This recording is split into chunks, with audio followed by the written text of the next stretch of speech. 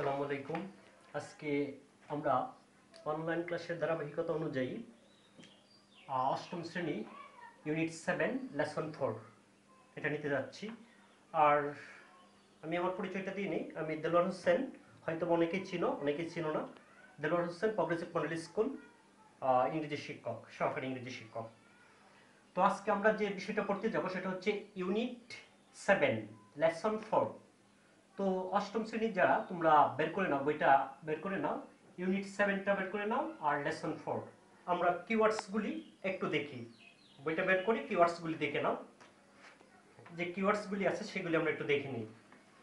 কিওয়ার্ডসগুলির মধ্যে আমরা প্রথম দেখতে পাচ্ছি সারভাইভ। সারভাইভ মানে হচ্ছে বেঁচে থাকা বা টিকে থাকা। ইউজ টু মানে হচ্ছে অভ্যস্ত। ইনহেরিট মানে হচ্ছে বংশগত। মেইন স্ট্রিম মানে হচ্ছে মূলধারা। পিটি ক্ষুদ্র বা তুচ্ছ। ট্রিক কৌশল। ইন্ট্রিগাল পার্ট অবিচ্ছেদ্য অংশ। কমিউনিটি সম্প্রদায় বা এলাকা। সেটেল বসতি স্থাপন করা। আরবানাইজ নগরায়ন করা, এটা হচ্ছে একটা ভার্ব। আরবান নগর, এটা অ্যাডজেক্টিভ।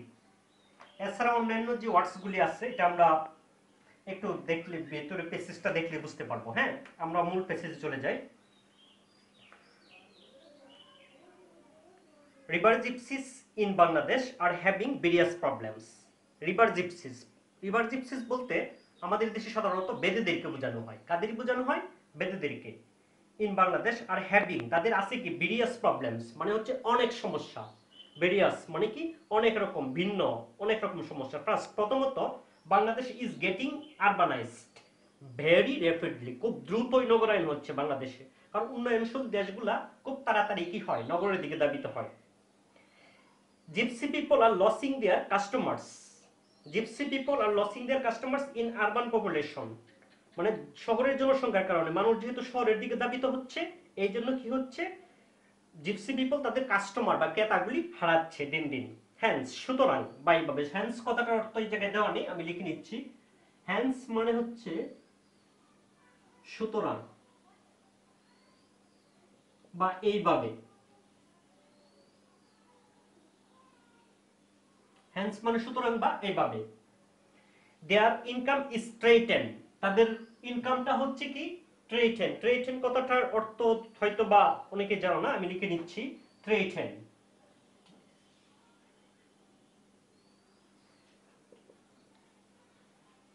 হুমকিগ্রস্ত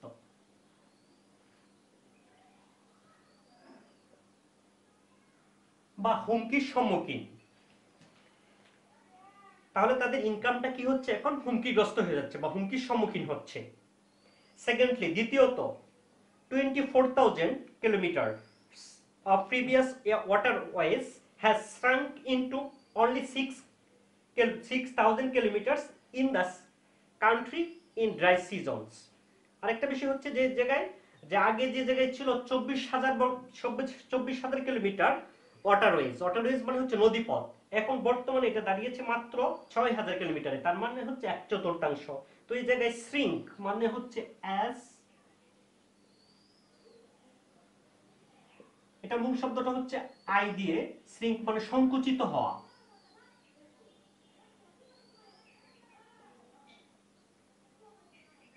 মানে হচ্ছে কি সংকুচিত হওয়া, শ্রিঙ্ক মানে সংকুচিত হওয়া। মানে 24,000 কিলোমিটার যেটা ছিল, এটা বর্তমানে 6,000 কিলোমিটারে সংকুচিত হয়েছে, মানে কমে আসছে। ইন দ্য ড্রাই সিজন মানে শুকনা মৌসুমে, দ্যাট মিনস গ্রীষ্মকালে বা এর পূর্বে বসন্তকালে। সায়েন্টিস্ট বিলিভ, বিজ্ঞানীরা বিশ্বাস করে, বিলিভ মানে হচ্ছে বিশ্বাস করা, Bangladesh will be worst affected by global climate change.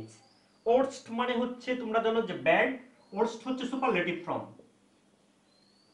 মানে সবচেয়ে বেশি খারাপ। এই জায়গায় ওয়ার্স্ট মানে হচ্ছে সুপারলেটিভ, মানে সবচেয়ে বেশি ক্ষতিগ্রস্ত হবে। এফেক্টেড মানে কি প্রভাবিত হওয়া।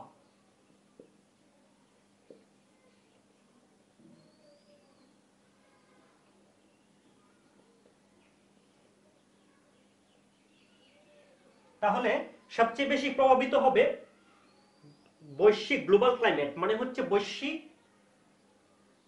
ক্লাইমেট মানে হচ্ছে জলবায়ু পরিবর্তনের ফলে বেশি ক্ষতিগ্রস্ত হবে কি বাংলাদেশ, এটা বিশ্বাস করতেছে বিজ্ঞানীরা প্রমাণ করেছে। দ্য আনপ্রেডিক্টেবল রেইন, আনপ্রেডিক্টেবল মানে হচ্ছে অপ্রত্যাশিত, আনপ্রেডিক্টেবল কথাটার মানে হচ্ছে অপ্রত্যাশিত, unpredictable rain.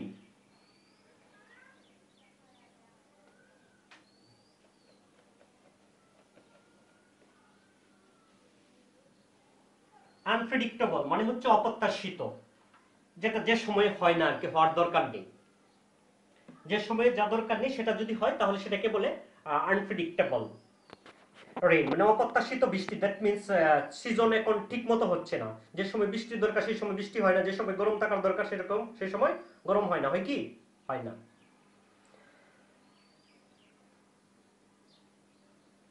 Drawing out of rivers have made boat movement heavily restricted.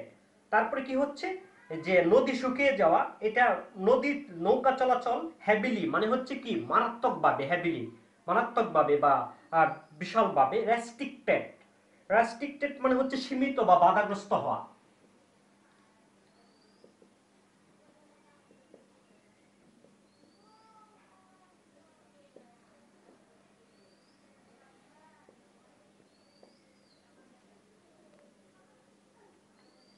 সীমিত বা বাধাগ্রস্ত হওয়া, কি হচ্ছে তাহলে বাধাগ্রস্ত হচ্ছে। তাহলে দেখা যাচ্ছে কি যে নদীগুলি কি হয় শুকিয়ে যাওয়ার দরুন নৌকা চলাচলটা বিঘ্নিত হচ্ছে বা বাধাগ্রস্ত হচ্ছে বা সীমিত হচ্ছে। থার্ডলি, দ্বিতীয়ত, many river gypsies are changing their lifestyle in the context of changed reality। তৃতীয়ত, অনেক বেদেরা তারা কি করছে তাদের জীবন চেঞ্জ করছে, পরিবর্তন করছে, লাইফস্টাইল মানে জীবন দ্বারা, ইন দ্য কনটেক্সট, কনটেক্সট মানে হচ্ছে প্রসঙ্গত বা প্রেক্ষাপটে, অফ চেঞ্জ রিয়েলিটি বাস্তবতার প্রেক্ষাপটে, বাস্তবতার তাগিদে তারা কি করছে চেঞ্জ করছে। They are thinking of living permanently on land, তারা চিন্তা করতেছে কি করার জন্য মানে পার্মানেন্টলি স্থায়ীভাবে বসবাস করার জন্য, কোথায় ল্যান্ডে মানে স্থায়ী ভূমিতে বসবাস করার জন্য। দ্য অথরিটি ফিলস, কর্তৃপক্ষ চিন্তা করছে বা অনুভব করতেছে, the river gypsies need help to survive in the main stream population. Main stream কথাটা হ্যাঁ দেওয়া আছে, মেইন স্ট্রিম পপুলেশন মানে হচ্ছে দেখো তাহলে যে তৃতীয়ত দে আর থিঙ্কিং তারা চিন্তা করতেছে কোথায় বসবাস করার জন্য, ল্যান্ডের জন্য। আছে এটা পড়েছি, দ্য অথরিটি ফিলস কর্তৃপক্ষ চিন্তা অনুভব করছে, রিভার জিপসিস নিড মানে বেদেদের প্রয়োজন সার্ভাইভ বেঁচে থাকার জন্য, তাদেরকে মূল দ্বারা, মেইন স্ট্রিম মানে কি মূল দ্বারা, মূল পপুলেশনে নিয়ে আসা। তারা একটা বিচ্ছিন্ন জনগোষ্ঠী ছিল, তাদেরকে একটা স্থায়ী বসবাস মানে স্থায়ী জনগণ বা আমাদের দেশের নাগরিকত্ব দিয়ে তাদেরকে স্থায়ীভাবে নেওয়া, এটা চিন্তা করতেছে কি কর্তৃপক্ষ, that means government, Sarkar. Therefore, অতএব the government is offering voting rights, সরকার এখন কি করতেছে তাদেরকে ভোটের অধিকার দিচ্ছে, পার্মানেন্ট হাউজিং তাদেরকে আবাসন ব্যবস্থা, স্থায়ী আবাসন ব্যবস্থা, এন্ড ব্যাংক লোন ফ্যাসিলিটিস, এছাড়া কি দিচ্ছে ব্যাংক লোনের সুযোগ সুবিধা, স্পেশালিটিস মানে কি সুযোগ সুবিধা। হাউএভার যাই হোক, changes do not come overnight, কিন্তু পরিবর্তনটা রাতারাতি হয় না, তোমরা জানো। ট্র্যাডিশনালি ঐতিহ্যগতভাবে river gypsies are used to water life, তারা অভ্যস্ত, ঐতিহ্যগতভাবে তারা অভ্যস্ত কোথায় জীবনযাপন করে, নদীতে বা পানির মধ্যে জীবনযাপন করে তারা অভ্যস্ত। They have inherited from their forefathers necessary life skill to survive in waters, তারা উত্তরাধিকারী সূত্রে, ইনহেরিটেড, ইনহেরিটেড কথাটার মানে হচ্ছে হ্যাঁ দেওয়া আছে, ইনহেরিটেড মানে বংশগতভাবে বা বংশ পরম্পরায় তারা পেয়েছে কি ফোরিফাদার্স মানে পূর্বপুরুষ, ফোরিফাদার্স মানে কি পূর্বপুরুষ।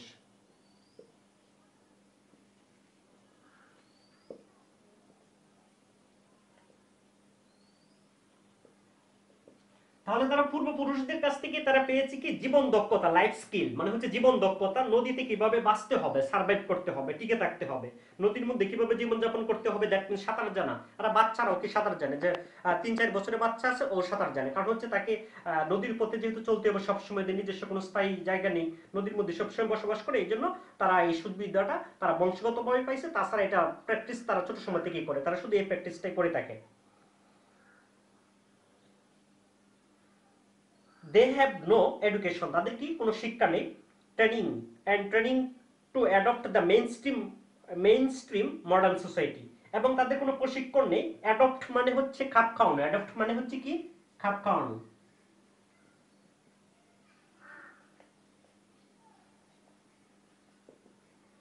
অ্যাডপ্ট মানে হচ্ছে খাপ খাওয়ানো, মানে তাহলে দেখা যাচ্ছে কি যে মেইন স্ট্রিম মডার্ন সোসাইটি মানে আধুনিক সমাজের সাথে খাপ খাওয়ানোর জন্য তাদের কি কোনো শিক্ষা বা ট্রেনিং বা প্রশিক্ষণ কোনো কিছুই নেই। সো দা অথরিটি ফেলস, তাই কর্তৃপক্ষ চিন্তা করতেছে, অনুভব করতেছে the need of bring them, তাদের জন্য প্রয়োজন নিয়ে আসা আন্ডার ফর্মাল এডুকেশন নেটওয়ার্ক, তাদেরকে আনুষ্ঠানিক শিক্ষার আওতায় নিয়ে আসা দরকার।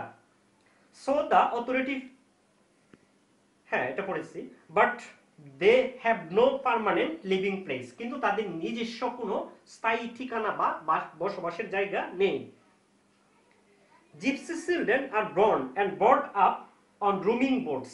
জিপসি চিলড্রেন মানে হচ্ছে বেদের ছেলে মেয়েরা, এরা কি করে চিন্তা করো যে তারা জন্মগ্রহণ করে নদীতে বা নৌকার উপরে, এমনকি বেড়ে উঠে নৌকার উপরে, নৌকা চলতেছে এই মুহূর্তেও সবকিছু চলতে পারতেছে ওদের। Therefore, অতএব they cannot go to conventional schools, ফলে তারা কি করতে পারতেছে না, প্রথাগত কোনো স্কুলে বা গতানুগতিক কোনো স্কুলে যেতে পারতেছে না। অ্যান্ড হ্যান্স এইভাবে mobile board schools are coming up for gypsy children. কিছু কিছু মোবাইল স্কুল মানে হচ্ছে চলমান স্কুল, মোবাইল কথাটার মানে হচ্ছে ভ্রাম্যমান বা চলমান, মোবাইল কথাটা মানে কি তাহলে ভ্রাম্যমান বা চলমান কিছু স্কুলগুলি তাদের এগিয়ে আসতেছে তাদেরকে শিক্ষা দেওয়ার জন্য।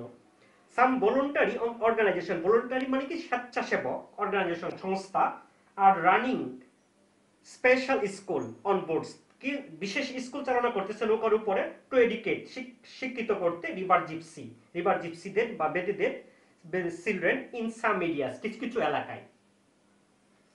তাহলে আমরা এই পেসিসটা থেকে আমরা একটা বিষয় দেখতে পারলাম যে মোটামুটি একটা জীবন দ্বারা তাদের যে জীবনে কি কি সমস্যা হচ্ছে এই সমস্যাগুলি সম্পর্কে আমরা জানতে পারলাম।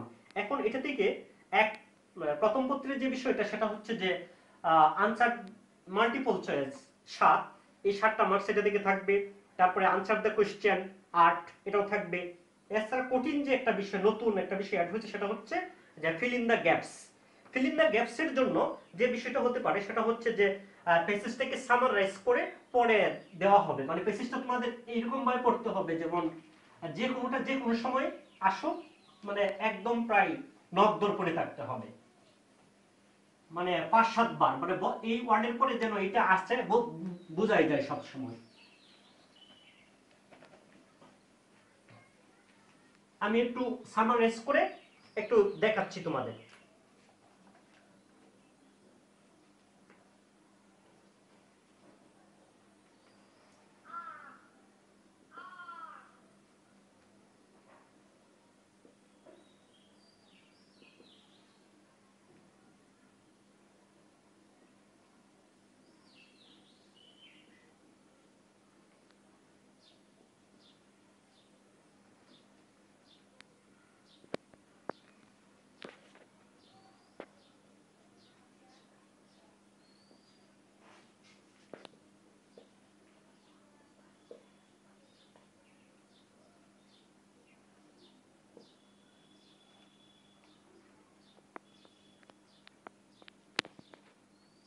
তাহলে কি river gypsies dash Bangladesh had many problems.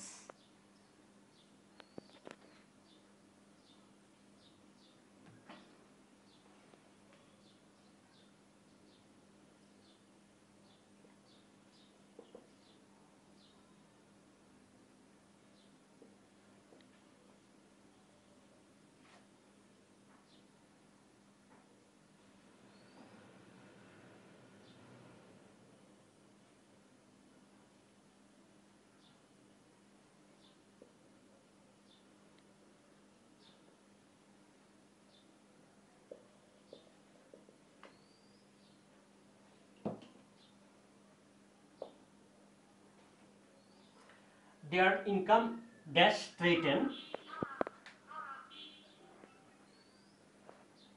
Now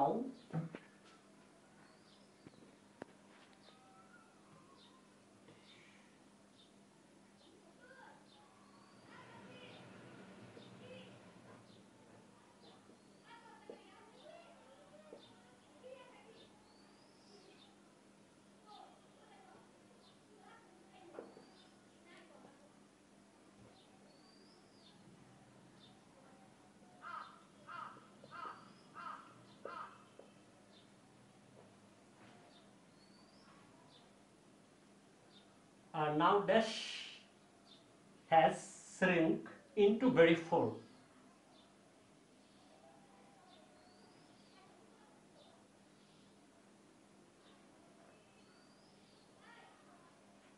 Besides,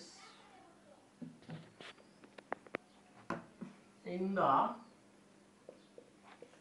dry season is the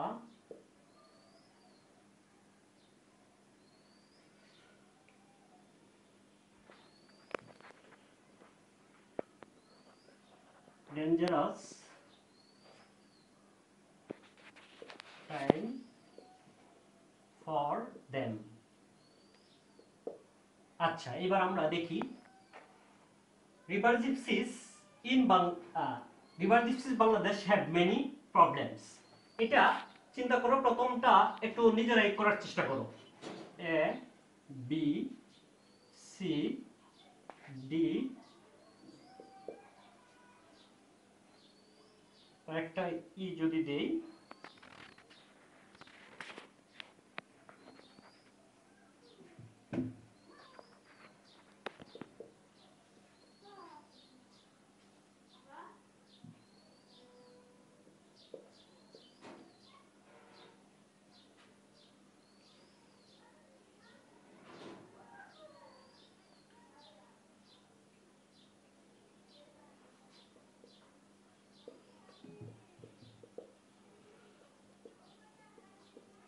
আচ্ছা, এক নম্বরটা রিভার জিপসিস ইন কি হবে, in Bangladesh have many problems, their income has straitened, তাদের আয়টা কি হয়েছে, হুমকির সম্মুখীন হয়েছে।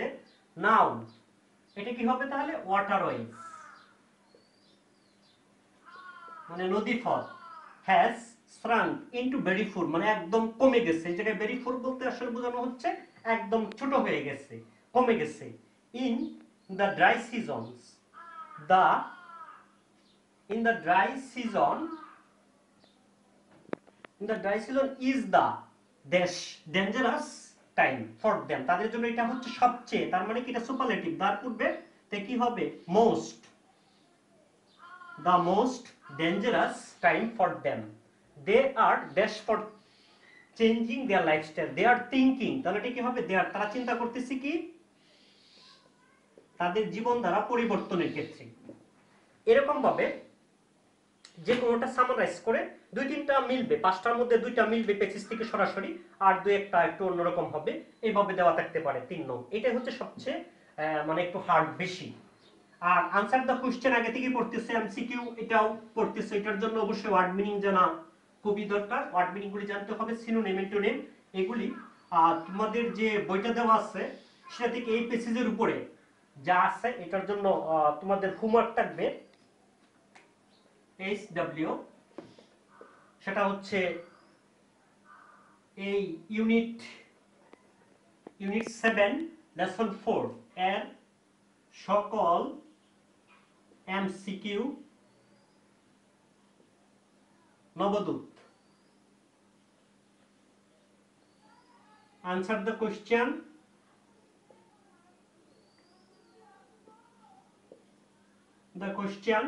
এবং 3 নং এর জন্য সামারাইজটা পুরোপুরি পেসেজটা পড়ে নেবা, তারপরে পেসেজটা পড়ে এটার উপরে যা আছে সেগুলি থাকবে। এটা খুব ভালোভাবে 4-5 বার অন্তত পড়তে হবে, যাতে একটা ওয়ার্ডের পরে কোন ওয়ার্ডটা আসে সরাসরি চলে আসে, সেই চেষ্টাই করতে হবে। 4-5 বার পড়ার পরে এই পেসেজটা খুব ইম্পর্টেন্ট, খুব মনোযোগ দিয়ে পড়বে।